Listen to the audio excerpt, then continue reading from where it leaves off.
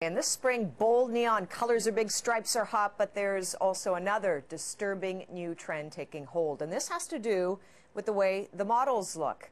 The latest craze for many young women is trying to achieve that so-called thigh gap. Teenage girls, obsessed with getting that model-like frame, don't want their thighs to ever touch, hence the name. For some, it's a concern that it could lead to some real issues. Psychotherapist Kimberly Moffit is here to help us understand where this desire to be super skinny is coming from. Good to see you. It's disturbing because this whole term thigh gap, it's relatively new. We're seeing it all over Twitter, and we're going to get to some of what people are, young women specifically, are saying. But this body image, looking at models and saying, you know, I want to be that thin, that's not real. It's not attainable. These are women in many cases. They're just born with that waif-like frame.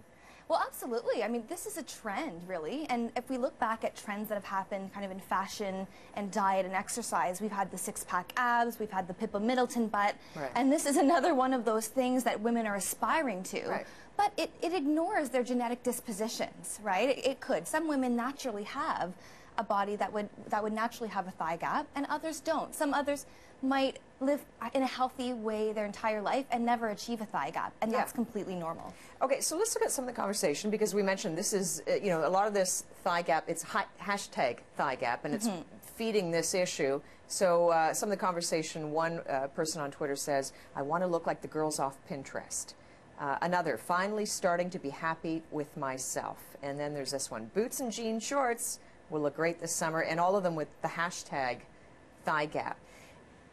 Do you worry about this? I mean, right now it's just conversation, people sort of encouraging each other to, you know, tips and tricks to sort of stay thin, but there's a slippery slope here. Yeah, I do. I think this is, for me as a therapist, this is really scary to see. I think that the social media world can normalize this behavior or this type of thinking, even glamorize it. And this isn't something... And feed it. In a lot of cases, it could be too much. I mean, you counsel a lot of women on body image specifically. That's right. You know, how close can someone be to getting into that category where you develop an eating disorder? Well, you're right. It's absolutely a slippery slope. And at KMA Therapy, which is my practice in Toronto, we work with a lot of women who have body image issues. It doesn't matter if you're old or young. These types of images can affect you and can make you think that you're not good enough.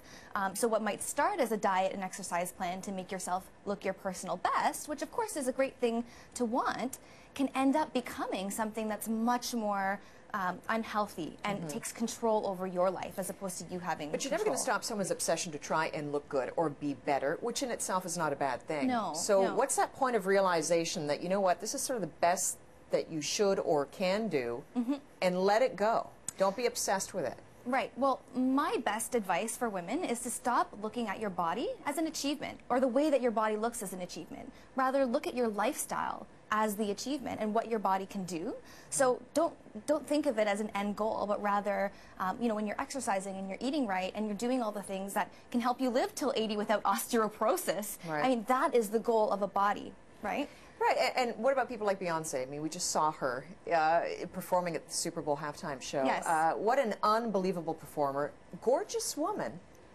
I don't think she has a thigh gap. Right, absolutely. There are so many women, beautiful women in the world, that don't have thigh gaps. So it's easy to forget about those when the trends are going towards you know, this thigh gap. But the thing is that the thigh gap is a way for women to quantify their beauty, right? They say, you know, Beyonce's so beautiful, she doesn't need a thigh gap to be beautiful. It's a simplified way to say I meet or I don't meet the measure of skinny. That's right. So if you don't feel beautiful on the inside, you're going to say, well, if I have a thigh gap, I'm sure that's when I know I'm beautiful. But the problem that happens is that as soon as you do get there, it's never good enough for you. You're going to keep striving for something more. It's interesting, too, because the social media feeding this is a new element. And, you know, we know that Instagram, they actually have moved to ban the use of hashtags with any sort of pro-anorexia, skinny kind of lingo. So they've taken action.